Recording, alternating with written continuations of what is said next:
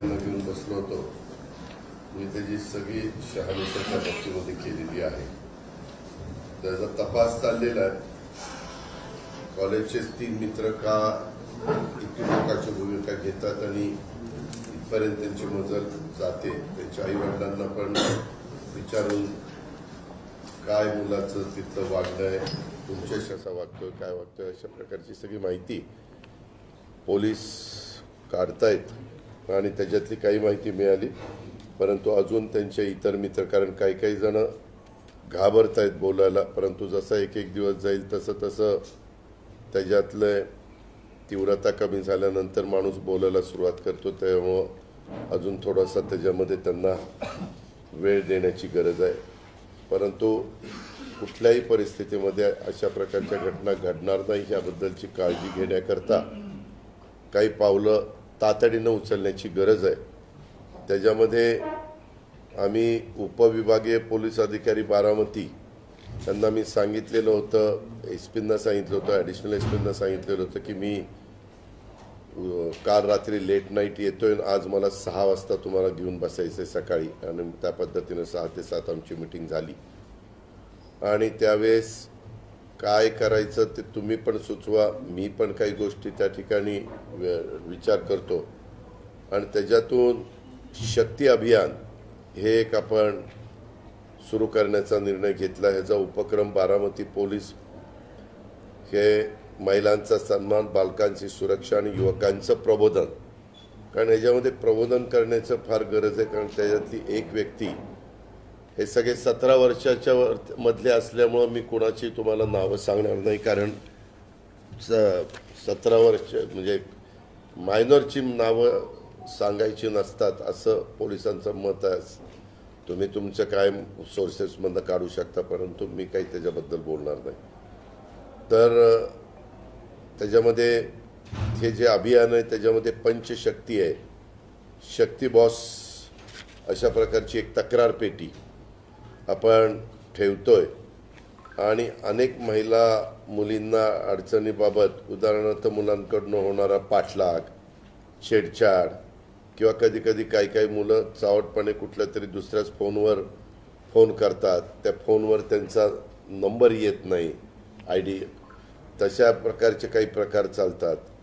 आणि ते त्यांना मनमोकळेप्रमाणे ही गोष्ट सांगता येत नाही त्या मुलींना किंवा त्या महिलांना.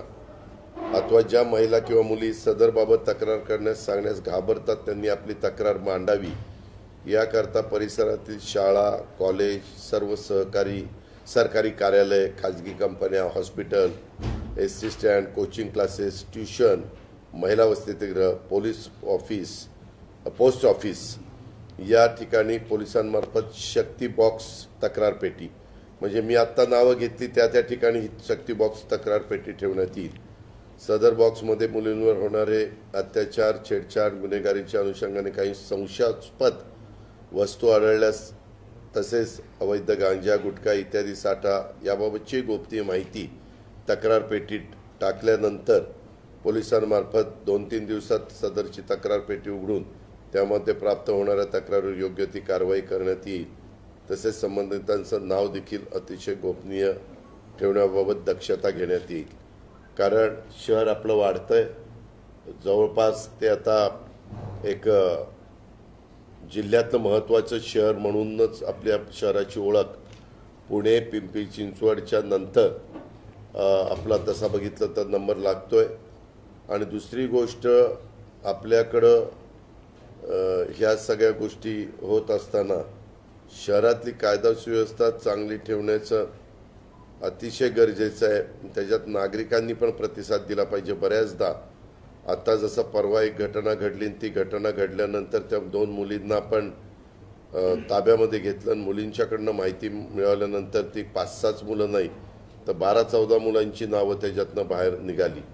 किंवा आज मी बैठक घेणार म्हटल्यानंतर काही माझ्या सहकाऱ्यांना किंवा ज्यांना बारामतीमध्ये चांगलं परिस्थिती राहिली पाहिजे असं मनापासून बारामतीकर म्हणून वाटतं, अशांनी पण मला वेगवेगळ्या माहित्या देण्याचा प्रयत्न केला. कारण काही ठिकाणी हा माझा एरिया किंवा आपला हा महत्त्वाचा चौक ज्याला विद्या कॉर्नर चौक म्हणतात, पूर्वी ज्याला पेन्सिल चौक म्हणायचे, तिथं पण काही काहींचं दहशत दाखवण्याचा प्रयत्न असे काही जण करतात आणि त्याच्यातून सर्वसामान्य माणूस तक्रार करायला घाबरतो, कुठं आपल्याला उगीच काहीतरी लचाण मागं लागेल.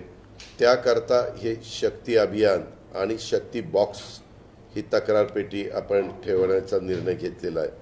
त्याचबरोबर एक शक्ती नंबर, एक कॉल प्रॉब्लेम सॉल्व, म्हणजे त्याला असं स्लोगन टाईप आपण दिलं आहे. तो नंबर आहे 9209394917. मी पुन्हा सांगतो, एक कॉल प्रॉब्लेम सॉल्व 9209394917. माझी पत्रकार मित्रांना, मीडिया आणि इलेक्ट्रॉनिक आणि मीडिया दोघांना विनंती आहे की हा थोडासा बारामतीशी संबंधित असणाऱ्या माझ्या सहकाऱ्यांनी हा अधिक पॉप्युलर नंबर, या क्रमांकाची सेवा ही 24/7 सुरू ठेवण्याचा निर्णय आम्ही घेतलेला आहे. त्यावर फोन अथवा मेसेज करून तक्रार केल्यास सदर तक्रारीचं त्वरित निराकरण करण्याबाबत व त्यावर योग्य ती कारवाई करण्याबाबत दक्षता घेण्यात येणार आहे. तसेच संबंधितांची नावं पण गोपनीय ठेवण्यात येतील. त्याच्यामध्ये सदर पथकाचा मोबाईल क्रमांक हा शाळा बारामतीतल्या, कॉलेज, सरकारी खाजगी संस्था, कंपनी, हॉस्पिटल यांचे मध्यदर्शनीय ठिकाणी लावून त्याद्वारे प्राप्त तक्रारीचे निराकरण करण्यात येईल. तसेच एखाद्या ठिकाणी अवैध धंदे, छेडछाड असे प्रकार आढळून आल्यास त्याबाबतचे फोटो अथवा व्हिडिओ तसेच लोकेशन सदर नंबरवर जर तुम्ही शेअर केला तर तात्काळ संबंधितांना मदत पुरवण्यात त्या ठिकाणी येईल. तसंच जसं परवा एक घटना घडली आणि ती घटना घडल्यानंतर सगळ्यांनी एवढी फास्ट सूत्र हलवली की नंतर तक्रार करणारी मुलगीच उघडी पडली आणि तिनंच ते कुठल्या तरी पोराला अडकवण्याच्या करता केलेलं एक प्रकरण बाहेर निघालं. अशा पण गोष्टी पुढे येत असतात. तिसरं आम्ही करणारे शक्ती कक्ष, उपविभागीय पोलीस अधिकारी कार्यालय व प्रत्येक पोलीस स्टेशनला शक्ती कक्ष स्थापन करण्यात येणार आहे. त्यामध्ये 2 महिला पोलीस अंमलदार यांची नेमणूक करण्यात येणार आहे. सदर कक्षामध्ये महिला, मुली, बालके यांना भयमुक्त वातावरण देऊन त्यांना विश्वासात घेऊन त्यांच्या अडीअडचणीचं निराकरण करणे, तसंच समुपदेशन करून त्यांना कायदेविषयक मार्गदर्शन करणं, तसेच अन्याय सहन न करता निर्भयपणे बोलते करणं, ही गोष्ट आपण ह्या शक्ती कक्षाच्या माध्यमातून करणार आहे. चौथं शक्ती नजर, सोशल मीडिया, त्यामध्ये WhatsApp status, Facebook post, Instagram यावर अल्पवयीन, किशोरवयीन मुले मुली अथवा इतर व्यक्ती शस्त्र, बंदूक, पिस्तूल, चाकू अथवा इतर धारदार व घातक हत्यारांसोबत फोटो किंवा पोस्ट टाकतात आणि त्यावर सदर पथकाची नजर असणार आहे. असे प्रकार आढळून आल्यास त्यावर तात्काळ कार्यवाही केली जाईल. हे शक्ती नजरेचं काम राहणार आहे. आणि शेवटचं शक्ती भेट, त्यामध्ये शाळा ते सुरू झालं आहे, एक ट्रायल बेसवर मीटिंग पण झाली. शाळा, कॉलेज, सर्व सरकारी कार्यालय, खाजगी कंपन्या, hospital, ST. Stand, coaching classes, tuition, महिला वसतिगृह या ठिकाणी भेटी देऊन तेथील महिला मुलींना महिलांविषयक कायदे, गुड टच, बॅड टच, व्यसनाधीनता, वाढती बालगुन्हेगारी इत्यादी बाबत मार्गदर्शन करून अशा प्रकारांना आळा घालणे, तसंच त्यांच्याशी सुसंवाद साधून त्यांचे लैंगिक, शारीरिक तसेच मानसिक छळापासून संरक्षण करून त्यांच्यात सदरबाबत जागरूकता निर्माण करणे, तसंच सदर ठिकाणी विशेष पेट्रोलिंग नेमून त्यांच्या सुरक्षेच्या दृष्टीनं योग्य ती खबरदारी घेणे, शाळा, कॉलेज, महाविद्यालय या ठिकाणी प्रबोधनात्मक, कायदेविषयक महिलांविषयाचे कायद्यांबाबत मार्गदर्शनपर व्याख्याने आयोजित करून किशोरवयीन मुले-मुली युवा शक्तीला व्यसने व गुन्हेगारीपासून प्रवृत्त करून त्यांचे दुष्परिणाम व भविष्यात होणाऱ्या नुकसानाबाबत माहिती देऊन बाल गुन्हेगारी व महिला मुलींच्या वरील अत्याचारास प्रतिबंध करणे तसेच महिला व मुलींमध्ये कायदाविषयक जागरूकता निर्माण करणे तसेच सदर पथकास पुरवण्यात आलेल्या वाहनातून पेट्रोलिंग करून तसेच एसटी बस रिक्षा इत्यादीमधून साध्या विषयात प्रवास करून महिला मुलींची छेडछाड करणाऱ्या इसमांच्यावर योग्य ती प्रतिबंधात्मक कारवाई करणे संवेदनशील ठिकाणी नवीन हॉटस्पॉट तयार करून त्या ठिकाणी वारंवार पेट्रोलिंग करून सदर ठिकाणी पोलिसांचा वावर वाढवून महिला व मुलींवर होणाऱ्या अत्याचारास आळा घालणे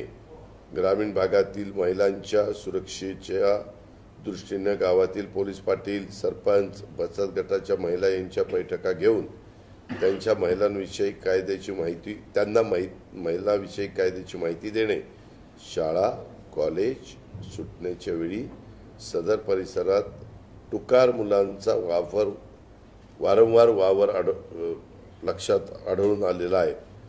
तसं झाल्यास त्यांच्यावर तात्काळ योग्य ती कारवाई प्रतिबंधात्मक कारवाई करून सदर परिसरातील मुलांच्याकडून विद्यार्थिनींना विनाकारण त्रास होणार नाही याची दक्षता घेणं अशा पद्धतीनं हे अभियानाची पंचशक्ती जसं मागे आम्ही एक बजेट पंचसूत्री दिलं होतं त्यातलाच एक प्रकार पण हे पंचशक्ती शक्ती बॉक्स शक्ती नंबर मोबाईल शक्ती कक्ष शक्ती नजर आणि शक्ती भेट ह्या मी त्यांना ह्याही सूचना दिल्यात की हे सगळं करत असताना सातत्य टिकलं पाहिजे कारण बऱ्याचदा पत्रकार मित्रांनो एखादी गोष्ट ताजी होती त्यावेळेस त्याची खूप चर्चा होती मीडिया पण ती चालवतो बातम्या पण येतात त्याच्याबद्दल वेगवेगळे मतप्रवाहही बघितले जातात परंतु जसा एक दिवस पुढे जाईल तसं त्याची तीव्रता कमी झाल्यानंतर माणूस परत आपल्या कामाला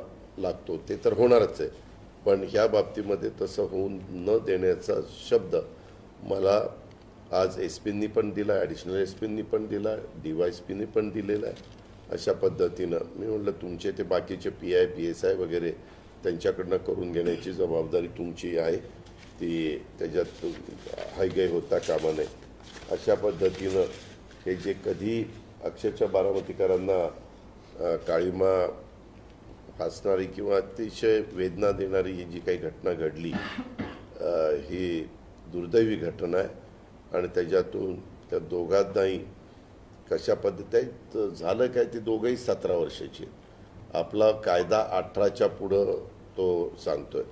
मधी पत्रकार मित्रांनो एक चर्चा आमच्या स्तरावर वरिष्ठ पातळी झाली पूर्वीच्या काळामध्ये 18-21 हे वय बरोबर होतं अलीकडचा जर तुम्ही काळ बघितला आपल्या काळातलं लहान मुलाला कळणं आणि आत्ताच्या काळात जन्माला आलेलं पोरगं इतकं स्मार्ट आहे मुलगा किंवा मुलगी ते तुम्हाला पाळण्यात पण ते दिसतं आपल्याला जाणवतं किंवा त्यांचे प्रश्न जरा बोलायला लागले तर असे प्रश्न विचारतात की आपल्या काळात 5वीमध्ये न विचारणारे प्रश्न ते त्यांना बोलायला आल्यानंतर विचारतात ही फॅक्ट आहे ही नाकारू शकत नाही। त्यामुळं डिपार्टमेंटच्यातल्या पण काही अधिकाऱ्यांचं म्हणणं आहे की तुम्हाला ह्याच्यात जर बदल करता आला तर 18च्या ऐवजी ते 14-15 नाही 14 कारण 14-15 वाली पण आता काय झालं ह्या 17वाल्यांना माहिती आहे की आपण ह्याच्यात अडकू शकत नाही त्याच्यामुळे 15-16-17 वाले ह्याच्यात फार म्हणजे अडकत आहेत ते त्यांच्या चुकांच्यामुळे बरोबर आहे आपण म्हणताय त्याच्यात तथ्य आहे म्हणूनच आम्ही असं म्हणतोय की ते 15-16-17 आम्ही आमच्या स्तरावर हा कायदा करताना केंद्राला सांगावं लागेल। आम्ही ज्यावेळेस मी जसं काल अमित भाईंशी सकाळी दुसऱ्या विषयावर बोलत होतो तसं पुन्हा त्यांची भेट झाल्यानंतर किंवा काही कारणानिमित्त मी दिल्लीला गेल्यानंतर मी जरूर ह्याच्याबद्दल सांगणार आहे वाटल्यास ते पत्रही देणार आहे मुख्यमंत्र्यांनाही सांगणार आहे की अशा पद्धतीचं पत्र देणं नितांत गरजेचं आहे कारण तुम्ही महाराष्ट्रात अलीकडे ज्या घटना घडल्या त्याच्यामध्ये बऱ्याचशा ठिकाणी अल्पवय हा मुद्दा तिथं पुढं आलेला आहे। ह्या प्रकारे या सगळ्याला आळा घालण्याचं काम करण्याचा विचार आणि निर्णय, विचार म्हणण्यापेक्षा निर्णय आम्ही आज सकाळी घेतलेला आहे.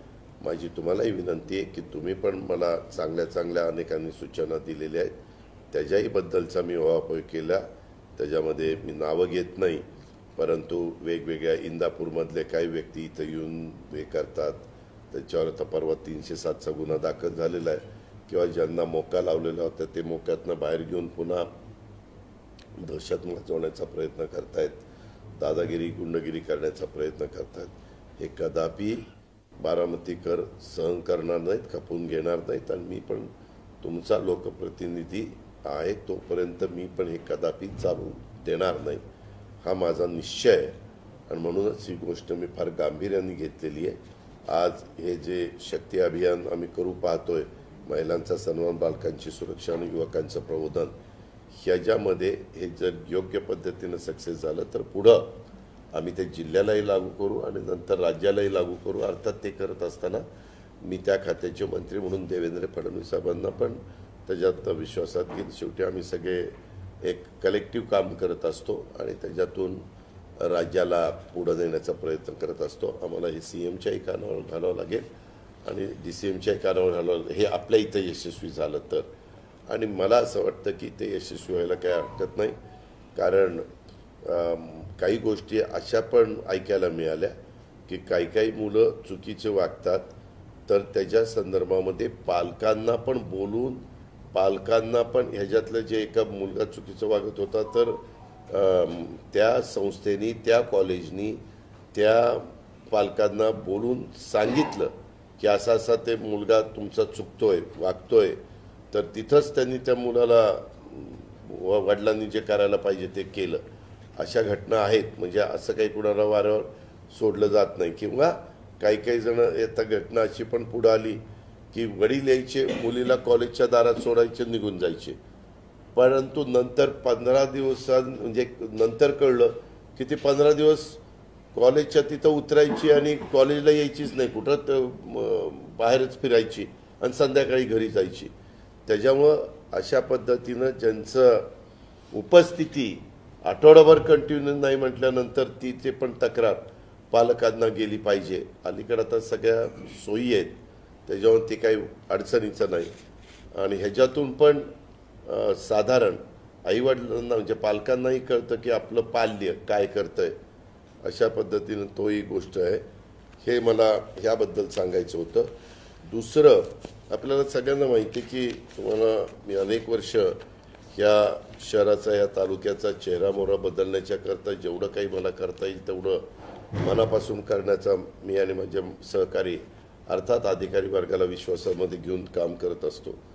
मागे आपल्या बारामती नगरपालिकेला माझी वसुंधरा 4 अभियान स्पर्धेमध्ये 2022 मध्ये आपल्याला 3रा क्रमांक मिळाला, 2 कोटीचं बक्षीस मिळालं. 2023ला आपल्याला 3रा क्रमांक मिळाला, बक्षीस 3 कोटीचं मिळालं. आणि 24 मध्ये प्रथम क्रमांक मिळाला, बक्षीस 5 कोटी रुपयाचं मिळालं. कारण बक्षिसाची रक्कम मधून आम्ही वाढवत असतो. आणि ह्याच्याबद्दल मी बारामतीकरांचं, बारामतीमध्ये आता प्रशासक आहे त्याचं, त्यांच्या सगळ्या टीमचं, सगळ्यांचंच अभिनंदन करतो, कौतुक करतो की त्यांनी आम्ही जो काही अपेक्षा व्यक्त करतो त्या अपेक्षांना प्रतिसाद देऊन काम केल्यामुळं आपण आज राज्यामध्ये प्रथम क्रमांकावर आलेलो आहे. पण ह्याचं सातत्य टिकलं पाहिजे आणि पुढं अजून त्याच्यात चांगली भर ही पडली पाहिजे. कारण अजून काही त्रुटी आहेत, परंतु म्हणतात ना वासरात लंगडी गाय शहाणी, त्यातला प्रकार आहे. तर आज राज्याचा विचार करता आपण नंबर 1 ला आहोत, हे मात्र निर्विवाद सत्य आहे. पण ते अजून त्याच्यातल्या त्रुटी दूर केल्या गेल्या पाहिजेत, याहीबद्दल माझं दुमत नाही आहे. माळेगाव नगरपंचायत अलीकडेच आपण केलेली आहे सन 2023-22 मध्ये. त्याच्यात तिला 3रा क्रमांक मिळाला, त्यावेळेस 1 कोटीचं बक्षीस मिळालं. नंतर 23ला 2रा क्रमांक मिळाला, मग 2 कोटीचं बक्षीस मिळालं. आता मात्र तिचा 24ला क्रमांक घसरला, म्हणजे 4थ्यावर गेली, बक्षीस 1.5 कोटी रुपये मिळालं. त्याच्यावर माळेगाव नगरपंचायतीच्या पण CEO चीफ ऑफिसर आणि तिथल्या सगळ्या सहकाऱ्यांचं, ग्रामस्थांचं, मान्यवरांचं मी अभिनंदन करीन आणि पुढेही त्यांनी याचं सातत्य दोघांनी, बारामती आणि माळेगाव नगरपंचायत आणि नगरपालिकेने टिकवावं अशा प्रकारची अपेक्षा व्यक्त करतो. माळेगाव नगरपंचायतीचं पण जवळपास 96,75,00,000 रुपयाचं पाणी पुरवठा योजनेला मंजुरी आत्ताच दिली आणि त्याच्यामध्ये जेजुरीला दिली, सासवडला दिली, अनेक ठिकाणी आम्ही दिली. त्यात माळेगाव पण आहे. ते एक तिथलं काम, कारण माळेगाव चौबाजूनी वाढतंय. शेवटी पाण्याची परिस्थिती चांगली असली तरच शहराला एक मदत होऊ शकते आणि लोक आवडीनं त्या शहरामध्ये राहायला येऊ शकतात. तिसरं, तुम्हाला सगळ्यांना माहिती की पूर्वी दाणे बाजार, काही लोक म्हणजे तुम्हाला माहिती असेल, तिथं आपलं कृषी उत्पन्न बाजार समिती भरायची. मोकळं पटांगण होतं, शाळा नव्हती, काय वसंतराव पवार नाट्यगृह नव्हतं, सगळं पटांगण मोठ्याच्या मोठं होतं. डॉक्टर बाबासाहेब आंबेडकर स्टेडियम नव्हतं, डायरेक्ट तिथं स्टेजवर बसलं की पार आमराईपर्यंत दिसायचं असं तो सगळं पटांगण होतं. तिथून मग साहेबांच्या काळात त्यावेळेच्या पातू देशमुख वगैरे मान्यवरांनी ही मार्केट कमिटी हरिभाऊ देशपांडेंच्या समोर नेली. जवाहर नगरच्या शेजारी, नाही रे, ते ह्याचं गणेशचं तेच ना, जवाहर नगर. तर त्याच्यामध्ये तेही कमी पडायला लागलं. मग मधी मी इथलं प्रतिनिधित्व करायला लागलो. बाहेर डोक्यात ती जवळचीची जागा आली आणि ती जागा घेतली आणि तिथं आपण ते सगळं वाढवलं. आता तेही कमी पडायला लागले. त्याच्यामुळे सुप्यालाही आता नवी जागा घेतली आणि तिथंही आता वाढवलंय उपबाजार. आणि तसंच आपल्या इथल्या जनावरांचा बाजार तिथून झारगडवाडी म्हणून गाव आहे, तिथं आपल्याला 21 एकर जागा सरकारची मिळाली आणि तिथं उपबाजार विकसित करण्याच्या बद्दल आपला प्रयत्न कृषी उत्पन्न बाजार समिती बारामतीचा चाललेला आहे. तो चालू असताना सरकारने पहिल्या टप्प्यात ही मोफत जमीन मिळणार नाही, त्याला किंमत लागेल आणि काहीतरी किंमत लावली जी नियमाने असेल. ती काहीतरी 8 कोटी असं मला चेअरमननी सांगितलं. पत्रकार मित्रांनो, आम्ही शेवटी लोकप्रतिनिधी आहे. आपल्या भागातल्या संस्थांचा फायदा करणं, त्याचा डायरेक्ट इनडायरेक्ट परिणाम ग्राहकाला आणि शेतकऱ्यांच्यापर्यंत पोहोचवणं, म्हणून मी त्यात लक्ष घातलं आणि परवाच्या कॅबिनेटला 21 एकर जागा विनामूल्य मार्केटला दिली. म्हणजे मार्केटचे 8 करोड रुपये त्या ठिकाणी वाचले, बारामतीकरांचे पैसे वाचले. ते एक मोठं काम मार्केटच्या दृष्टिकोनातनं झालं. आणि काल परवा दिवशी 1 तारीख होती, काल 2 तारीख होती, लालबहादूर शास्त्री आणि महात्मा गांधींची जयंती होती. तर त्या दिवसापासून आम्ही दुधाला अनुदान 5 रुपये लिटरला 5 रुपये केलं होतं गाईच्या, ते आता 7 रुपये 1 ऑक्टोबरपासून केलं. तो एक महत्त्वाचा निर्णय दूध उत्पादक शेतकऱ्यांच्या संदर्भामध्ये आम्ही घेतलेला आहे. आणि बारामती तालुक्यातनं पण प्रचंड मोठ्या प्रमाणावर दूध जातं, त्याच्यामुळं त्याचा फायदा हा निश्चितपणे बारामतीकरांना अधिकचा झाल्याशिवाय राहणार नाही. या प्रकारे आमचं राज्य सरकारचं काम चाललेलं आहे.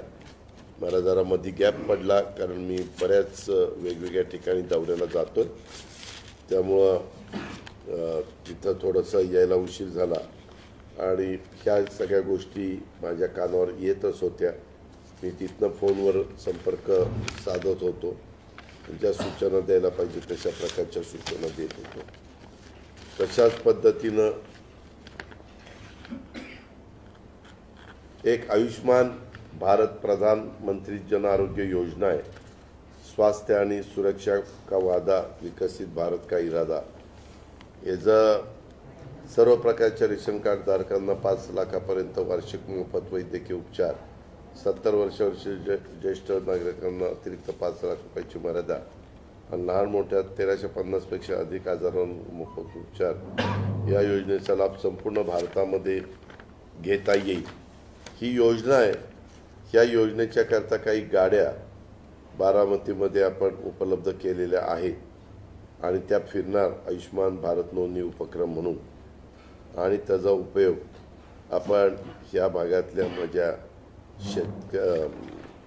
मतदारांना करून देणार आहोत, नागरिकांना ग्रामस्थांना करून देणार आहोत. हे एक सुरुवात आम्ही या निमित्तानं केली. अशा सगळ्या गोष्टी होत्या त्या तुमच्या कानावर घालायच्या होत्या.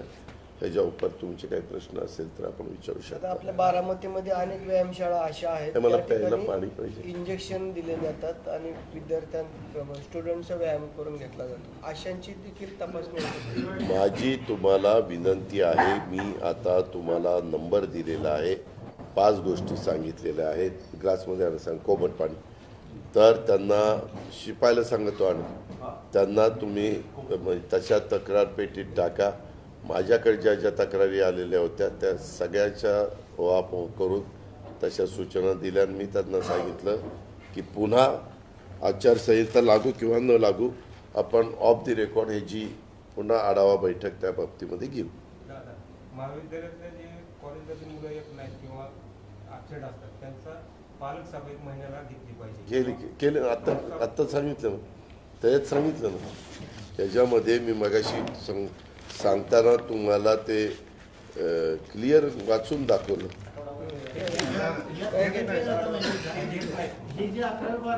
अहो, ते घेण्याकरताच आम्ही आता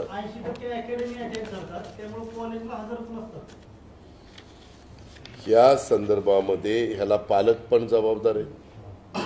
शेवटी पालकांनी पण आपलं पाल्य कुठं ठेवायचं हे कळलं पाहिजे. एक आपल्याकडे फॅड निघालं, मागे एक फॅड निघालं होतं MBA घालायचं. लोक उठसूट MBA करत बसले. काय एकदा फॅड निघालं होतं मुलं कॉमर्सला घालायची, मग ते कॉमर्स करून MBA. असं शेवटी जी काही चर्चा होती आता तर इतकं मीडियामधल्या सोशल मीडियाच्या निमित्तानं व्हॉट्सअप, फेसबुक, इंस्टाग्राम वगैरे अवेलेबल आहे. सगळे गोष्टी एका क्लिकवर त्यांना माहिती होतात.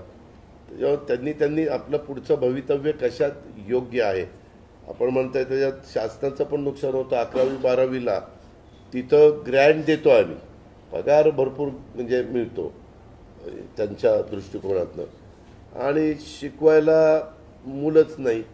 मुलं इकडे ॲडमिशन घेतात आणि तिकडं ते क्लासेस जॉईन करतात. ही फॅक्ट आहे. त्याच्या संदर्भामध्ये आम्ही काही गोष्टी करायच्या ठरवलेल्या आहे, पण चर्चाही त्याची झालेली. पण काही जण पालक म्हणतात आमचा मूल पाल्य, आम्ही काय करावं, तो आमचा अधिकार आहे. अरे अधिकार आहे, परंतु इकडे ॲडमिशन घ्यायची, तिकडं पुन्हा क्लासेसमध्ये दाखवायचं. आता आपल्या पक्षाकडून 10% जागा मुस्लिम समाजाला देण्यात येणार आहे असं समजते. मीच जाहीर केलंय, समजतंय का? किती? मी जाहीरपणे भाषणात, तुम्हाला भाषण माझं ऐकत नाही का? नाही, तुम्ही म्हणलं, पण किती जागा देणार आहे? 10%. मला 10 जागा मिळाल्या तरी 1, 100 मिळाल्या तर 10. साधं गणित. विसरून गेला बिचारा 10%. हा, कालच्या गुन्ह्याच्या अनुषंगाने कालच्या कॉलेजवर आहे ना जी सिक्युरिटी आहे जास्त करून वयस्कर असतात, त्यामुळे कुठे अशी एक मिनिट, मी CCTV कॅमेऱ्यामध्ये सगळं बघितलेलं आहे. त्याच्यामध्ये तुमच्यासारखा दणकट पिळदार मिशाचा जरी सिक्युरिटीवाला लागला तरी देखील ते झाड तुम्ही नीट बघा कॅमेऱ्यामध्ये. त्याच्यात ते 3 एकत्र मित्र म्हणून चाललेत आणि तिथंच एकाने चाकू काढला आणि एकाने ते कोयता काढला आणि त्याला तिथल्या तिथं मारला आणि मारले ते लगेच पळून गेले. बाकीचे 5-6 पोरं येत आहेत तोपर्यंत तो तिथं खाली पडला होता. मी व्यवस्थितपणे त्याच्यामध्ये जे काही CCTV हे आहे आणि पकडलेलं आहे. बाकीच्या वेळेस काय होतं, सिक्युरिटी तिथे तसले असल्यामुळे त्याला सोडा आतमध्ये मला इथे सोडतो, त्यामुळे थोडंसं चांगलं दोन्ही आहे. तो जर मुलगा तिथला त्याचा आय कार्ड असेल आणि तो तिथला असेल तरी देखील पुन्हा मी तिथला विद्यार्थी असताना हे सोडलं नाही, पुन्हा त्या सिक्युरिटीवाल्याला 2-3 झापडं मारलं झालं. या कसं आहे काय तुमचं. आता त्यातल्या एका मुलांनी का केलं तर त्याच्या वडिलांनी काय सांगितलं, तो साऊथचे सिनेमा बघायचा. साऊथचे ते काहीतरी हिंदीत डब केलेले असतात. आणि त्याच्यामध्ये असलंच म्हणजे वडील आल्यावर बातम्या त्यांना वडील तिथं आपल्या रेव्हेन्यूकडे वेगळ्या पद्धतीनं ते काम करत होते. छोटंच घर आहे. पोलीस म्हणले की दादा तर खाली 10 बाय 10चा खोली वर एक अजून एक खोली. परंतु ह्याचं वागणं बिगणं आईला सतत बोलणं, ते पिक्चर तशा पद्धतीनं बघणं वगैरे वगैरे अशा पद्धतीनं ते चाललेलं होतं. आणि एक दुसरा आहे त्याला 18 एकर जमीन आहे, तो तिकडचा शेजारच्या तालुक्यातला आहे आणि गेलेलाही इकडच्या भागातला शेजारचा. म्हणजे एक मुलगा त्याच्यात पुणे जिल्ह्यातला, एक मुलगा सातारा जिल्ह्यातला, एक मुलगा सोलापूर जिल्ह्यातला. नाही पण मला त्याच दिवशी आले. महायुती सरकारने जाहीर केलेल्या निवडणूक योजनांमुळे मोठा आर्थिक बोजा पडला आहे अशी वित्त विभागाने अनिश्चित आर्थिक स्थितीबद्दल चिंता व्यक्त करताना सांगितले आहे. वित्त विभागाने अशा निदर्शनास आणून दिले की राज्यघटनेच्या अनुच्छेद 293(3) अंतर्गत राज्यावर कर्ज घेण्याची मर्यादा जीएसटीच्या स्थूल उत्पन्नाच्या 3% आहे. मीच सांगतोय महाराष्ट्रामध्ये, मीच अर्थमंत्री आहे आणि तुम्हीच मला सांगताय आपलं 42 ते 43 लाख कोटी रुपयाचं स्थूल उत्पन्न आहे. किती? 42 ते 43 लाख कोटी स्थूल उत्पन्न. एकंदरीत आपल्याला काही गणित बसून दिलेलं आहे केंद्र सरकारने, त्याच्या बाहेर आपण कधीच गेलो नाही. मी 10 वर्ष आत्तापर्यंत हे खातं सांभाळलेलं आहे आणि अर्थसंकल्प सादर केलेले आहे. त्या कुठंही आम्ही पहिल्यांदा अर्थसंकल्प सादर करत असताना पगार, पेन्शन, काढलेल्या कर्जाचा व्याजाचा हप्ता या 3 गोष्टी एका बाजूला काढतो आणि मग राहिलेले पैसे डेव्हलपमेंट आणि गरीब वर्गाला लाभ देऊन त्यांना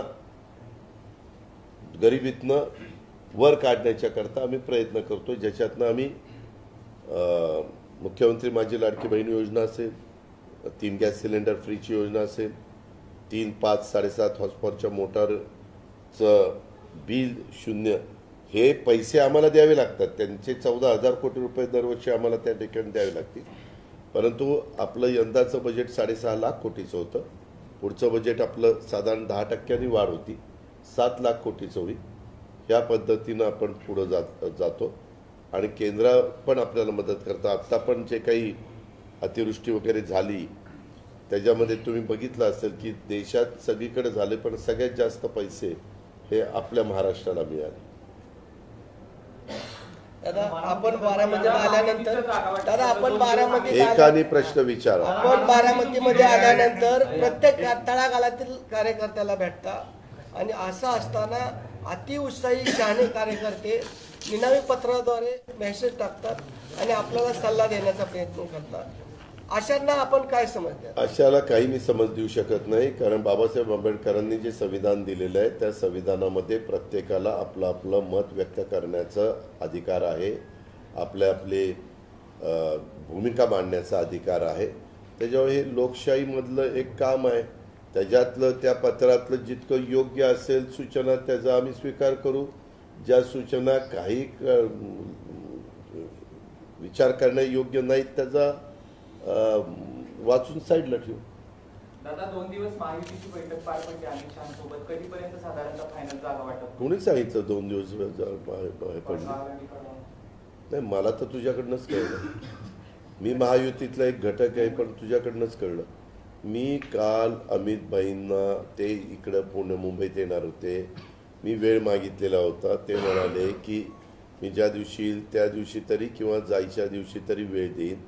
मी त्या दिवशी होतो परळी, त्याच्यानंतर माजलगाव आणि रात्री नांदेडला जाऊन उशिरा मी मुंबईत आलो. मला निरोप आला की आज जमत नाही, कारण आज रात्री 1:30, 2, 3 वाजती, पण उद्या जमेल.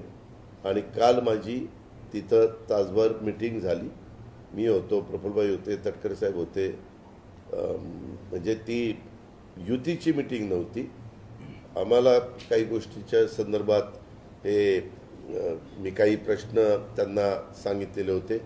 त्याच्यातनं त्यांनी कांदा निर्यात बंदी उठवली, त्याच्यातनं त्यांनी तांदूळ निर्यात बंदी उठवली, त्याच्यातनं भाव शेतकऱ्यांना वाढले. कांद्याचे भाव आता बघा किती शेतकऱ्यांना समाधान वाटतील असे आहेत. MSP ह्याची त्यांना आठवण केली तर ते म्हणले 8-1 दिवसामध्ये ते पण मी करतो. 4 ते 5 वेळेला FRP वाढली पण MSP वाढली नाही, ते एक सांगितलं. सोयाबीनच्या बद्दल एक सांगितलं. कापसाच्या बद्दल एक सांगितलं आणि MSP म्हणजे ऊसाच्या बद्दल एक सांगितलं. असे ज्या गोष्टी होत्या त्याच्याबद्दल जे त्यांच्या हातात आहे, जे राज्य सरकारच्या हातात नाही, पण त्यांना सांगणं गरजेचं होतं कारण ते केंद्रात आज महत्वाचं खातं त्यांच्याकडे आहे. दादा आज नवरात्र उत्सव सुरू होतोय. त्याबद्दल तुला मनापासून शुभेच्छा. नाही नवरात्र काय बारामती नगरपालिकेला वसुंधरा पुरस्कार मिळालेला आहे. आता त्याचं आल्यालाच सांगितलं की बाबा पुरस्कार मिळालेला आहे, परंतु त्याच्यामध्ये जे कंत्राटी सफाई कामगार काम करतात त्यांना योग्य वेतन दिलं जात नाही. त्यांचं काम खूप मोठं आहे, चांगलं आहे, परंतु त्यांना वेतन योग्य दिलं जात नाही किंवा त्यांचं EPF व्यवस्थित भरला जात नाही. एक आपल्याला माहिती का, तुम्ही उद्या जर कॉन्ट्रॅक्टर म्हणून टेंडर भरलं तर तुम्ही त्यांच्या स्टाफला किती वेतन द्यायचा हा तुमचा अधिकार आहे. आम्ही तुम्हाला सांगितलेलं आहे सरकारने की मिनिमम त्याला जे काही वेतन ठरलेलं आहे ते तेवढं दिलंच पाहिजे. दिलं जात नाही ना. नाही नाही नाही, हे मी तिथं नाही आहे, तिथं प्रशासक आहे. आपली गोष्ट प्रशासकाला सांगेन की त्या कॉन्ट्रॅक्टरला सांगून त्याला किमान वेतन तरी मिळालं पाहिजे. मी मागे ज्यावेळेस नगरपालिका नगराध्यक्ष आणि सगळी आमची कमिटी होती तेव्हा माझ्या कानावर ही आपण सांगताय तीच गोष्ट आलेली होती. मी लगेचच त्यांना सांगितलेलं होतं कारण मी ज्यावेळेस बारामतीमध्ये येतो त्यावेळेस अनेक जण वेगवेगळे प्रश्न मांडतात, त्याच्यामध्ये ते मांडलेलं होतं. विधानसभा निवडणुका दादा जाहीर होणार आहे. काही जण साहेबांच्या पक्षात तर काही जण आपल्या पक्षात राहायचा विचार करतात. म्हणजे मुलगा एकीकडे आणि वडील तुमच्याकडे. तो आज नाही बाळा, ते पहिल्यापासून आहे. म्हणजे ज्या ज्या वेळेस नवीन वर्ग पुढे येतो त्या वेळेस ह्या गोष्टी घडलेल्या आहेत. तुम्हाला आठवत असेल पूर्वी काँग्रेसचंच एकट्याचं राज्य असायचं, परंतु ज्यावेळेस शिवसेना नवीन अस्तित्वात आली त्यावेळेस तरुण मुलं शिवसेनेत असायचे, त्यांचे वयस्कर लोक काँग्रेसमध्ये असायचे. हा काळ पण आपण बघितला. आता शिवसेनेला पण बरेच वर्ष झाली स्थापना होऊन, 40-50 वर्ष झाली. त्याच्यामुळं ते आता वेगवेगळ्या पद्धतीनं जिथं संधी मिळते तिथं लोक जातात आणि त्यांना योग्य वाटतं ते करतात.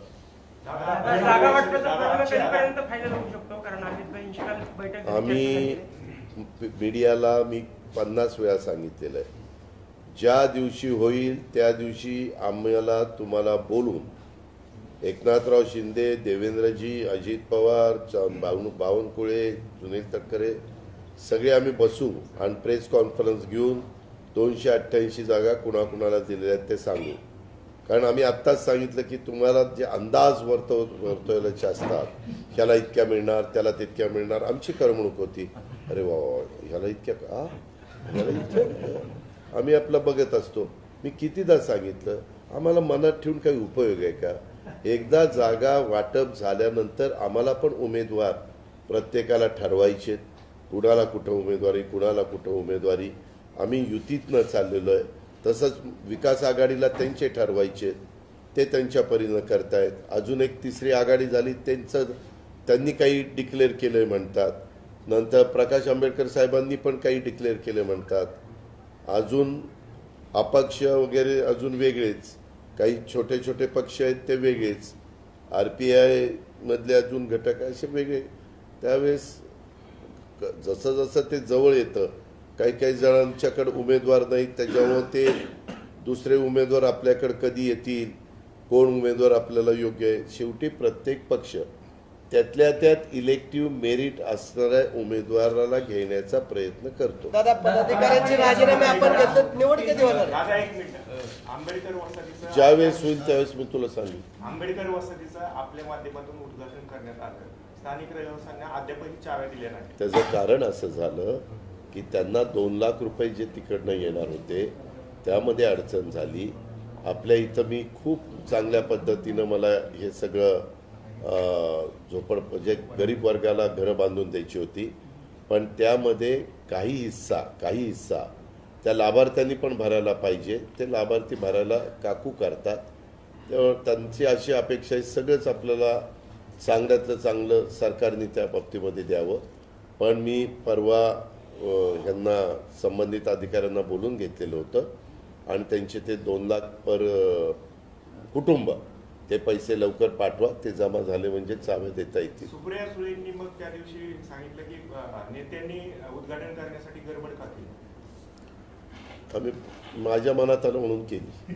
पुण्याच्या वानवडी परिसरामध्ये माझी आपल्याला हात जोडून विनंती आहे, मी इतकं आपलेपणाने सकाळी 9ला तुम्हाला बोलवलेलं आहे, जरा माझ्या योग्यतेच्या बातम्या, तुम्हाला कुठल्याही बातम्या विचारायचा प्रश्न विचारायचा अधिकार आहे, पण म्हणूनच मला माझी सटकती काय म्हणजे एवढं आपलेपणाने येतोय, बोलतोय, बसतोय काय. आता ह्या प्रश्नाला काय अर्थ आहे का? त्यांनाही माहिती की माझ्याकडनं उत्तर मिळणार नाही. मी ज्या दिवशी जनसन्मान यात्रा सुरू केलेली आहे त्यावेळेस मी माझ्या मनाला ठामपणे सांगितलेलं आहे की आपल्याला एकाही विरोधकांच्यावर टीका टिप्पणी करायची नाही. आपलं आपलं काम, आम्ही आणलेल्या योजना, आम्ही पुन्हा सरकारमध्ये आल्यानंतर उद्याच्याला आमचं काय विजन असणार आहे ते, ह्या गोष्टी आम्हाला सांगायच्या. आणि आज मी पत्रकार मित्रांनो तुम्हाला सांगतो, कुणीही महाराष्ट्रामध्ये जा, बरेच जण तिथले आमदार किंवा तिथले उमेदवार असं म्हणतात मतं मागायला. जरा तुम्हालाही पहिलं कळलं पाहिजे की तुम्ही मला निवडून द्या, मी आपल्या मतदारसंघाची बारामती करेन. हे किती मी तुम्हाला उदाहरणं देऊ, पण काय पुण्याच्या वानवडी परिसरामध्ये पुण्याच्या वानवडी परिसरामध्ये एका चालत्या बसमध्ये बस चालकाने एका अल्पवयीन मुलीवरती अत्याचार केल्याची घटना उघडकीस आली. सातत्याने या घटना होत आहेत. कुठेतरी गृहमंत्र्यांचं अपयश आहे काय? अहो, मी आत्ताच सांगितलेलं आहे, ह्यामध्ये कधी कधी एक दिखावा देखील केला जातो. आपल्याच बारामतीमध्ये घटना घडलेली होती, मी तुम्हाला त्याचं उदाहरण दिलं आणि ती मुलगी म्हणली त्या मुलाला मला अडकायचं होतं म्हणून मी हे सगळं केलं. पूर्णपणे यंत्रणा हल्ली. आता आपण जे सांगताय, आम्ही तर सातत्याने ह्याच्याबद्दलचे कायदे कडक करतोय. केंद्र सरकारने कायदे कडक केले. नुसती आता असं छेडछाड केली तरी त्याच्यामध्ये कडक शासन कसं होईल ह्याबद्दलचे गोष्टी घडलेल्या आहेत. आणि जर ड्रायव्हर आणि एकच मुलगी असं कसं दोनच असतील त्याच्यामध्ये, त्याची मी माहिती घेतो, कारण तुम्हीच मला आत्ता विचारलेलं आहे. मी आत्ता प्रेस संपली की ताबडतोब सीपीला विचारतो कुठं वानवडीला घडली, कधी घडली? आज घडली. आज काल संध्याकाळी 4:30च्या सुमारास. दुपारी? 4:30च्या सुमारास. अरे दुपारच ना, पहाटे? दुपारच्या. मग 4:30ला घडली तेव्हा बसमध्ये कुणी नव्हतं, कंडक्टर वगैरे अल्पवयीन मुलगी होती. असतील. आता मी बस ड्रायव्हर आहे, हा कंडक्टर आहे आणि तुम्ही सगळी बसलाय आणि एका मुलीवर कोणी काय करतं तर बाकीची काय करतो? स्कूल बसच्या. हे जरा ही बाब एक थांब रे बाबा, ही बाब अतिशय गंभीर आहे. त्याच्याबद्दलची चौकशी प्रेस संपल्या मी करीन आणि जे काही पुढची कडक ऍक्शन असेल ती मी करायला सांगेन.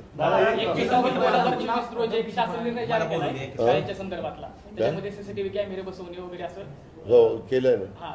जिल्हा परिषदेच्या शाळा आहेत त्याच्यामध्ये अंमलबजावणी केली जात नाही. नाही, जिल्हा परिषदेच्या शाळेची परिस्थिती थोडी बिकट आहे म्हणून अंमलबजावणी केली जात नाही. मी त्याच्यामध्ये असं सांगितलेलं आहे की डीपीसी मधनं टप्प्याटप्प्याने त्याच्यामध्ये जिथं मुलींची संख्या जास्त आहे, जिथं गरजेचं प्राधान्य, आता एवढ्या आपल्या 13 तालुक्यामध्ये शाळा आहे, कुठं प्राधान्य आहे, कुठं थोडंसं संपर्क लवकर साधता येत नाही, अशा ठिकाणी पहिल्या बसवा. जिथं शहरी भागातल्या शाळा किंवा बऱ्यापैकी ग्रामपंचायत आहेत तिथं जरा हे करा असं सांगितलंय. आणि डीपीसी मध्ये पण त्यांना निधी द्यायला विशेष बाब म्हणून परवानगी करा निरा स्थिरीकरण प्रकल्पासंदर्भात महत्वाकांक्षी प्रकल्पासंदर्भात आपण घोषणा केली होती. या संदर्भात पुढं काय कशा पद्धतीने पुढं कार्यवाही चाललेली आहे. आज मी डुबलला माझ्या सगळ्या प्रमुख कार्यकर्त्यांना त्याबद्दलची माहिती द्यायला सांगितलेली आहे. योजना करून ती योजना खालून वरून अशा पद्धतीनं कपोले म्हणून एक्झिक्युटिव्ह डायरेक्टर आहेत तिथपर्यंत पोहोचलेली आहे. मी त्यांना सांगतो की बाबा ती लवकर पाठवा, मला त्याला ते मंजुरी द्यायची, कारण ती 1000 कोटीची योजना आहे.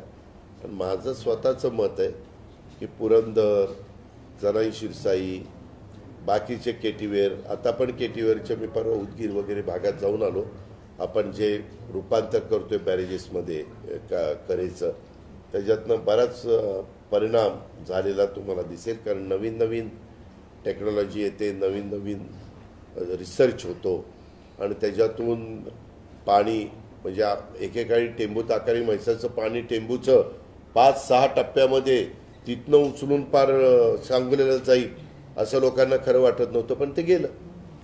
आता हायस्पीडचे पंप निघाले, आता सोलरवर देखील तुमच्या मोटरी चालू शकतात. त्याच्यावर लाईट बिल पण तुम्हाला त्याच्यातनं मर्यादित येऊ शकतं. आणि म्हणून ही सगळी योजना आपण आणलेली आहे. आणि तुम्ही पाहिलं यंदा वीरवरून किती पाणी वाहून गेलं. आपण वीरचं ओव्हरफ्लोचंच पाणी तिथनंच उचलतोय आणि पावसाळ्यामध्ये वरच्या भागामध्ये आणून ती जी गावं घेतली त्या सगळ्या भागातले तलाव वगैरे लोकांनी केलेली शेततळी वगैरे जे काही भरता येईल ते सगळे आपण भरून घेणार आणि त्याच्यानंतर जे एक आरक्षित पाणी काही मला मिळालेलं आहे ते त्याच्यातनं देणार. अशा पद्धतीची ती योजना. मंत्री छगन भुजबळ यांना पुन्हा धमकीचे फोन आलेले आहेत. फोन आणि मेसेजद्वारे हे नाही, ते चौकशीचा भाग आहे. असे फोन येतात, त्याच्या संदर्भामध्ये चौकशी केली जाते. फोन कुठनं आला, कोण त्याच्या मागचा सूत्रधार आहे वगैरे. राज्य सरकार, पोलीस खातं व्यवस्थितपणे त्याची चौकशी. कालच मी रात्री देतो. दादा, अमित भाईंशी आपले सातत्याने भेट होते असते आणि सातत्याने नाही बाबा, मला जेव्हा वाटतं की भेट बाबा होती. अनेक प्रवाशांची मागणी, आपण पुण्याचे पालकमंत्री आहात, तर त्यांनी विनंती केलेली प्रवाशांनी आपल्या दौंडमध्ये वंदे भारत ट्रेन थांबावी म्हणून. आपण त्या संदर्भात प्रयत्न वंदे भारत ट्रेन ऐक वंदे भारत ट्रेन आणि अमित शहा साहेबांचा काय संबंध? नाही, त्यांना जर तुम्ही सांगितल्यानंतर ते त्याचे रेल्वे तू जर मला असं सुचवलं, मी आपली तुला विनंती करतो की तू रेल्वे मंत्र्यांना अजित पवार तुम्ही भेटून सांगा, तर मी त्यांना त्या ठिकाणी सांगेन. कसं आहे, वंदे भारत ट्रेन ही मुळातच फास्ट. तुम्हाला आठवत आहे का, मागे आपण नॉनस्टॉप पुणे ते बारामती ST सुरू केलं, त्या पॉप्युलर झाल्या. पहिल्यांदा लोक म्हणायचे नाही एकदा मोरगावला एकदा थांबा, परंतु नंतर ज्यावेळेस 2-2.5 तासात पोचायला लागलं त्यावेळेस लोक म्हणले नाही हे नॉनस्टॉपच चालू द्या. आता जर एकदा वंदे भारत, आता एक आपली पुढं आत्ता नाही पण पुढं काही वर्षांनी एक ट्रेन येते मुंबई टू हैदराबाद. त्याच्यामध्ये एक मुंबईच्या पुढं स्टेशन आहे, त्यानंतर पुण्याच्या जवळ एक स्टेशन आहे, त्यानंतर बारामतीच्या जवळ एक स्टेशन आहे, त्यानंतर पंढरपूरला एक स्टेशन आहे आणि हैदराबाद. म्हणजे ही ती बुलेट ट्रेन आहे ना, ती त्या स्पीडनंच गेली पाहिजे. तू बुलेट ट्रेन म्हणायचं आणि ती खटाऱ्यासारखी चालायची, कशी चालेल? असं नाही ना चालेल बरोबर. मला पहिला पाणीचा एकच मिनिट काय तुमचं प्रथमतः माळेगाव ग्रामस्थ नात्याने 96 कोटीची जी योजना मंजूर केली त्याबद्दल मी मनापासून अभिनंदन करतो. धन्यवाद गावकऱ्यांच्या वतीनं. दादा, दुसरा प्रश्न आहे, माळेगाव आणि शारदानगर हे शैक्षणिक हब म्हणून अख्ख्या जिल्ह्यामध्ये परिचित आहे. मी मगाशी एकच सांगायचं माझं राहिलं, मी सांगू का? ते मगाचं होतं. बारामती शहरातील एका महाविद्यालयात अल्पवयीन मुली विद्यार्थिनीनं केलेल्या धक्कादायक घटनेच्या अनुषंगाने 2/10/2024 रोजी पंचायत समिती बारामती येथे बारामती शहरातील सर्व माध्यमिक, उच्च माध्यमिक, सर्व शाळा, कॉलेजेस, विविध संस्था, कोचिंग क्लासेस, निवासी वसतिगृह यांचे संचालक, मुख्याध्यापक, प्राचार्य यांची परिषद आयोजित केलेली होती.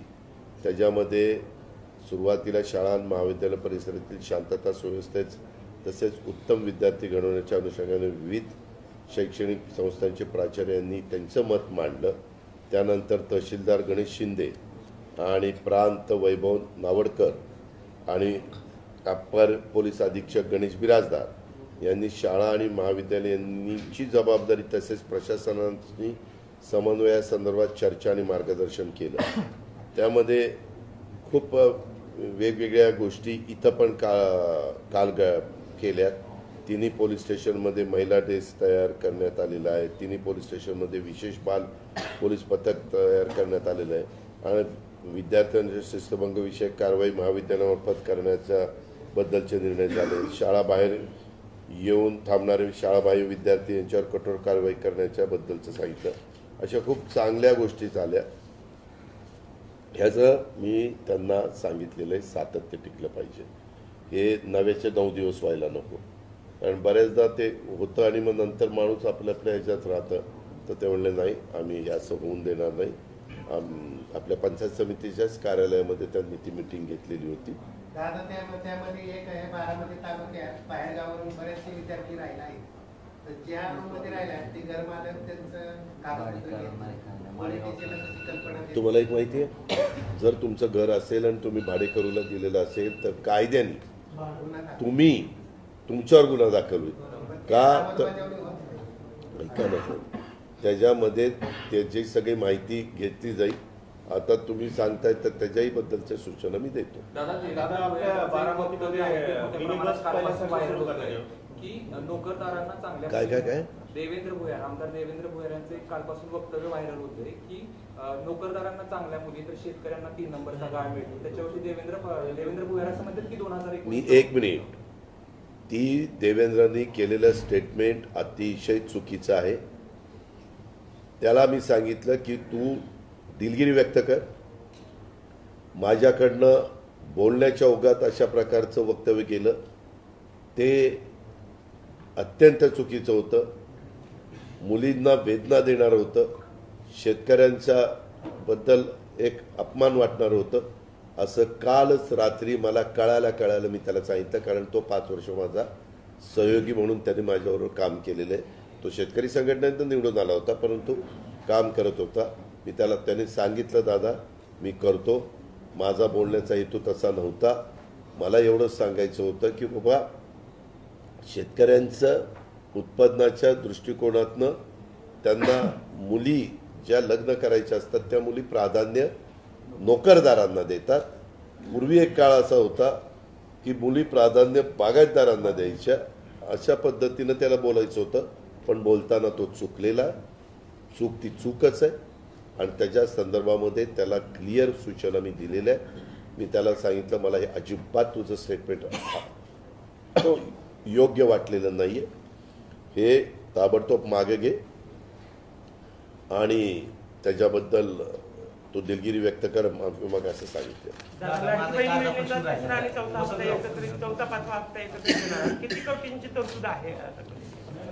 जेवढे पैसे लागतात तेवढी तरतूद आहे. ह्या गोष्टीला 46,000 कोटी रुपये एकंदरीत लागणार आहे. मी योजना जाहीर केली त्यावेळेस एप्रिल महिना, मे महिना हा गेलेला होता. त्याच्यावर जून महिना पण गेलेला होता. 3 महिने 12 महिन्यातले कमी झाले होते. 9 महिने राहिलेले. 9 महिन्याच्या करता मी 35,000 कोटीची तरतूद केली. लिहून घ्या, 35,000 कोटी. त्याच्यामुळं हिशोब लावा, 12 महिन्याला 46,000 कोटी तर 9 महिन्याला किती? ते 35च्या आतच येतात. अरे बाबा, मी खूप वर्ष ह्याचं काम केलेलं रे अर्थमंत्री म्हणून. हे काय होतं, विरोधक त्यांना वाटलं नाही ही योजना इतकी लोकप्रिय होईल. आम्ही ज्यावेळेस महाराष्ट्रामध्ये फिरतो त्यावेळेस काय बहिणींनो, मायमाऊलींनो, पैसे आले का? आले दादा, आले. त्यातली 2-3 म्हणतात नाही अजून माझे आले नाहीत, परंतु माझा फॉर्म स्वीकारलाय परंतु अजून आले नाहीत. येतील. म्हणजे एक समाधान महिलांच्या मध्ये पाहायला मिळतंय. आणि आम्ही केली ना बाबा तरतूद. आता सांगितलं ना तुला, तू केला का हिशोब 9ला किती? अर्धाच प्रश्न राहिला होता. अभिनंदन केल्यानंतर दादा माळेगाव आणि शारदानगर शैक्षणिकाबाई माळेगावच्या इंजिनिअरिंग कॉलेजमध्ये सर्रासपणे अंमली पदार्थ विकले जातात आणि माळेगाव खुर्दचा कॅनेल, माळेगाव खुर्द आणि इंजिनिअरिंग कॉलेजच्या कॅनेलला दुपारची मुलं व्यसन करत बसलेली असतात. तर त्याच्यावरती सर शक्ती अभियान माळेगावमध्ये सुरू आहे. आज मी DYSP, SP आणि ॲडिशनल SPला ह्या सगळ्या गोष्टी सांगितल्या. वेगवेगळ्या ठिकाणून पुण्याहून कसं व्हॉट्सअपवर काय करतात, अमुक तमुक बरंच आम्हाला माहिती दिलेली आहे. त्याच्यामध्ये काही आमचे पत्रकारांनी पण मला माहिती दिली आणि त्या सगळ्या माहितीच्या संदर्भामध्ये मी 1 तास, मला नाही वाटत कोण मायाचाला सकाळी 6ला SP आणि ॲडिशनल SP DYSPला बोलून मिटिंग घेत असेल. महाराष्ट्राच्या इतिहासात कधी घडलेलं नव्हतं. त्यामध्ये 1 तास मी मिटिंग घेतली आणि हे सगळं सांगितलेलं आहे. आता इथं कोण ऐकतंय? DYSP. माझी तुम्हाला विनंती आहे, आता पत्रकार मित्रांनी सांगितलेलं माळेगावचं, आमच्या तिथं पण बसा, आपण इथं माळेगावचं ते पण त्याची नोंद आपण घ्या. माळेगाव शैक्षणिक संकुल आपलं महत्त्वाचं, आणि शारदानगरचा तो आपण रस्ता मोठा केला, तो रस्ता पैरवी कसा होता, आता केवढा केला, तर त्या रोडला काहीतरी ते असतात, तर त्याची नोंद घेऊन. इथं बारामती शहरात जिथं इमारती अपूर्ण अवस्थेत आहेत त्या ठिकाणी टर्मिन या नावाची इंजेक्शन घेतली जातात नशे करण्यासाठी, अधिक गांजा ओढला जातो.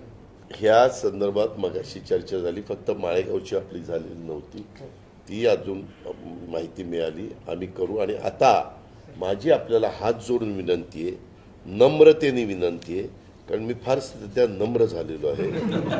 आणि त्यामुळं माझे तुम्हाला असं सांगणं आहे की मी जे तुम्हाला सांगितलं त्या बाबतीमध्ये शक्ती अभियानात आहे ना, तुम्ही शक्ती बॉक्समध्ये टाका ना तक्रार पेटीत, तुम्ही शक्ती नंबरवर टाका 920 9394 917, शक्ती कक्षात सांगा.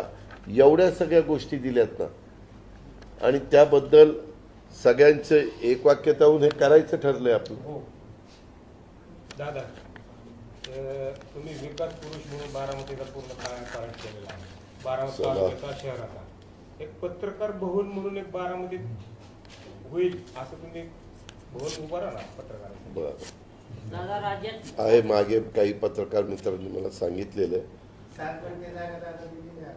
कुणाला? पत्रकार भवनासाठी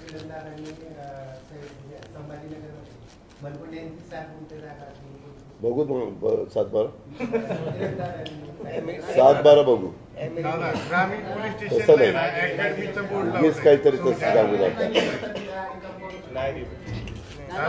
असं नसतं, जागा आहे बारामती, जागेचा भाव काय सगळं माहिती आहे मला. कागदपत्र द्या ना, कागदपत्र जर दिली तर मी त्या संदर्भामध्ये पुढे काय कारवाई करायची ते करतो ना. दादा, तुम्ही एवढा निधी आणलाय बारामतीसाठी, तालुका पोलीस स्टेशनला सौजन्य अकॅडमीच्या नावाने पोलीस स्टेशनचा बोर्ड लावलाय. सौजन्य अकॅडमी म्हणजे पोलीस स्टेशनचा जो बोर्ड आहे ना, तालुका ग्रामीण पोलीस स्टेशन, त्याला सौजन्य अकॅडमीचे घेत, त्यांच्या विरोधात कंप्लेंट द्यायचं म्हणलं तर त्यांचंच पहिलं नाव दिसते तिथे, अकॅडमीच नाव. का बरं? DYSP ते काढून टाका. मी आल्यालाच बघितलं, तो बोर्ड तेव्हाच काढलेला आहे, तो पूर्वीच आहे, जवळपास 4 ते 5 वर्ष. जरी असला तरी तो ताबडतोब काढा. आपलं शासन एवढं काही कमजोर नाहीये. आपण कशा इमारती केल्यात तुम्ही बघताय, सगळ्या राहण्याच्या इमारती, तुम्ही बसण्याच्या इमारती, तुमचा DYSP नाही परंतु बाकीची इमारती, बिराजदार बसतात ती इमारत, सगळ्या इमारती आपण चांगल्या केल्या. एवढंच कुणीतरी काहीतरी पोलीस खात्याने कुणाकडनंही सौजन्यांनी काही घेण्याचं कारण नाही. यदा कदाचित चांगल्या कंपनीने CSR मधनं दिलं असेल तर त्यांचं बोलायचं नाव आम्ही लिहिणार नाही. CSR मधनं एक चांगल्या भावनेने द्यायचं असेल तर द्या, संपला विषय. 100 रुपयाचा स्टॅम्प वरील दस्त 500 रुपयाला मिळत आहे. तर 100 रुपयाचा दस्त जो मिळत होता तो आता 500 रुपयाचा स्टॅम्प. असा कसा? अहो असं नाही हो, 100 रुपयाचा स्टॅम्प कुणाकडे मिळतो? अहो कुणाकडे मिळतो? स्टॅम्प लागतोय ना, तो 500 रुपयाचा केलेला. आता 100 रुपयाच्या स्टॅम्पवरची प्रतिज्ञापत्र देत होता आपण, 500 रुपयावरती 500 रुपयाच्या स्टॅम्पवरती केलं तर बंधनकारक नाही. तो सांगताना असं सांगतोय की 100 रुपयाचं 500 निघाला. ते म्हणतात ते बरोबर आहे, काही म्हणतात ते बरोबर.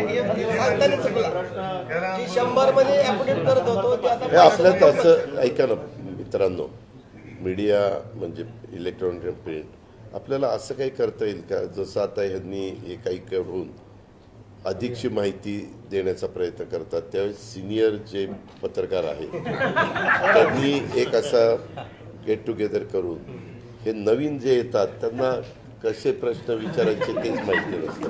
नाही, माणूस नवीन नाही, त्याच्यामुळं जरा सांगून की बाबा हे असं विचारलं पाहिजे तसं विचारलं पाहिजे, कारण त्याच्यात काय होतं आपलंच असं होतं, ते नको व्हायला.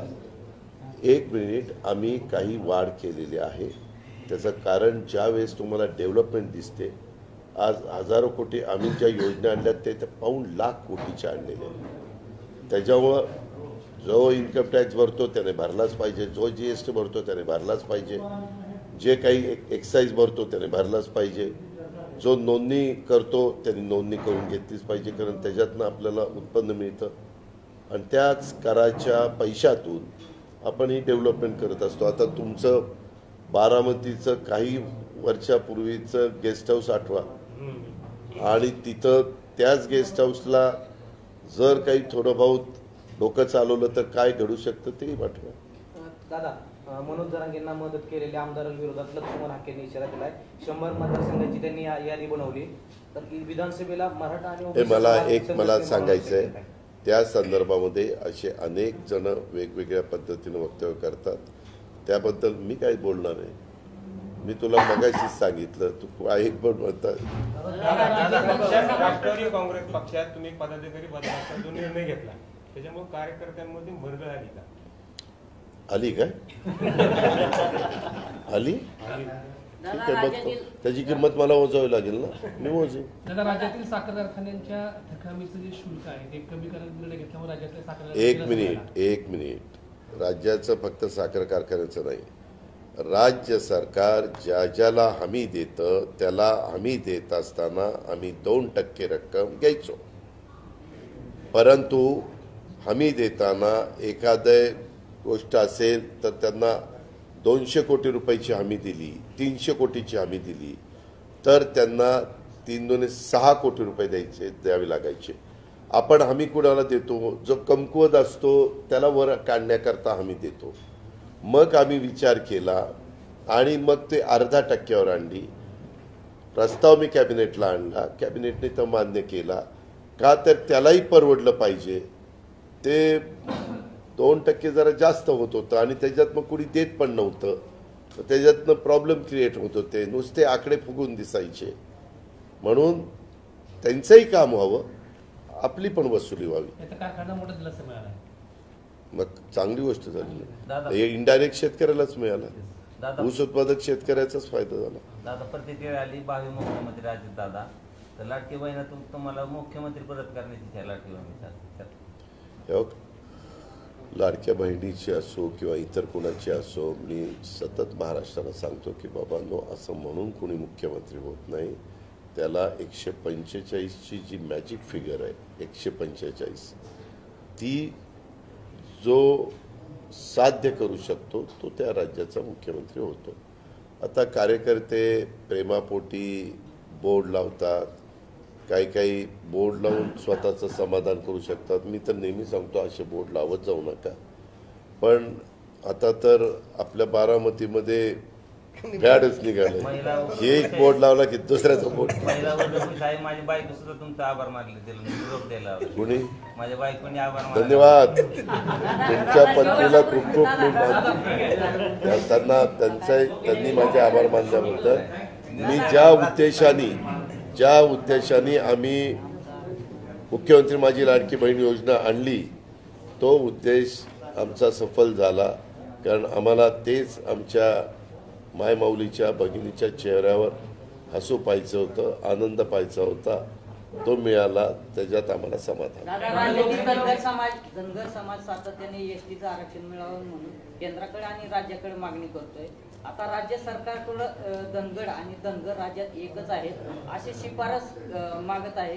राज्य सरकारची भूमिका नेमकी काय आहे? राज्य सरकारची भूमिका मध्ये मुख्यमंत्र्यांनी एकनाथराव शिंदे साहेबांनी एक मीटिंग घेतली. त्या मीटिंगमध्ये एक कमिटी नेमलेली आहे आणि त्या कमिटीला त्याच्याबद्दलचा अभ्यास करायला सांगितलं. साहेब, आपण जे म्हणताय ते आज झालेलं नाही आहे, हे बरेच वर्ष चाललेलं आहे. त्याच्यामध्ये कोर्टामध्ये गेल्यानंतर कोर्टाने ते फेटाळले, हे आपल्याला माहिती का? फेटाळलं ना. त्याच्यामध्ये ज्यावेळेस वाजपेयी साहेब पंतप्रधान होते, मला आठवतं आहे पंढरपूरला एक कार्यक्रम केलेला होता आणि त्यांचं वाजपेयी साहेबांना घोंगडी काठी ते ढोल वगैरे वाजवलं होतं, मुंडे साहेब होते आणि तेव्हापासून चाललं. वाजपेयींची कारकीर्द संपली. वाजपेयींनी ठरवलेलं होतं द्यायचं, परंतु काय त्यांना अडचणी आल्या मला माहीत नाही, कारण ते हयातच नाही. त्याच्यानंतर वाजपेयी गेल्यानंतर मनमोहन सिंगांचं सरकार आलं. मनमोहन सिंगांच्या सरकारच्याही काळामध्ये ते होऊ शकलं नाही. त्याच्यानंतर मोदी साहेबांचं सरकार आलेलं आहे, त्याही काळामध्ये अजून त्या ठिकाणी ते होऊ शकलं नाही. ही वस्तुस्थिती आहे. त्याला काहीतरी कारणं असतील ना, कारण कुठलाच प्राईम मिनिस्टर करू शकत नाही. कोर्टामध्ये ते टिकण्याच्या करता म्हणून मुख्यमंत्र्यांनी काय केलं, त्याच्यातल्या तज्ज्ञ लोकांची कमिटी केली आणि त्यांना सांगितलेलं आहे की तुम्ही ह्या संदर्भामध्ये काय केल्यावर मार्ग निघू शकतो. कारण त्याच्यात दुसराही एक वर्ग उभा राहिला आहे, तो म्हणजे शेड्यूल ट्राईबचा. तो म्हणतोय की आमचं जे काही ST आहे त्याच्यात इतरांना आणू नका, असं त्यांचं म्हणणं आहे. तो 7% 8% असा काहीतरी वर्ग असेल, पण ते पण मध्ये 3-4 दिवसापूर्वी उपोषणात त्या बाबतीमध्ये बसलेले होते. मागे हा समाज OBC मध्ये होता, पण पवार साहेबांनी आणि शिवाजीराव बापू शेंडगे साहेबांनी यांनी पुढाकार घेतला. बापू आता हयात नाही आहेत, पण मला आठवतं आहे त्यावेळेस मी पण आमदार होतो आणि तो पुढाकार घेऊन त्यांना NT मध्ये टाकलं. NT मध्ये टाकल्यानंतर थोडा बहुत फायदा समाजाचा झाला. अनेक डॉक्टर झाले, अनेक इंजिनियर झाले, अनेक वकील झाले. आपल्या बारामतीमध्ये देखील आपण बघितलं. पण ह्या वर्गाचं म्हणणं आहे की आम्हाला ST मध्ये टाका. आता